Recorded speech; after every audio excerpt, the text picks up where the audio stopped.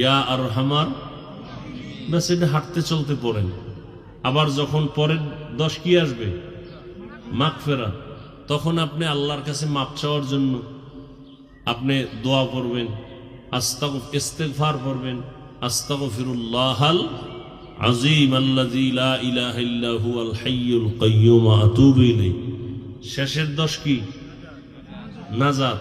ওই সময় জাহান্নাম থেকে নাজাতের দোয়া পড়বেন। সবাই পারেন, পড়েন না। আল্লাহুম্মা জিরনি, পারেন না এটা পড়বেন। আর এই পুরা কেউ না পারলে একটা দোয়া আছে, পুরা মাসে পড়বেন, তাহলে রহমত পাবেন, মাগফিরাত হবে, নাজাত হবে। সবাই পারেন দোয়াটা, পড়বেন। আজকে থেকে চালু করেন। রব্বানা আতিনা ফিদ দুনিয়া হাসানা ওয়া ফিল আখিরাতি হাসানা ওয়া কিনা আযাবান নার।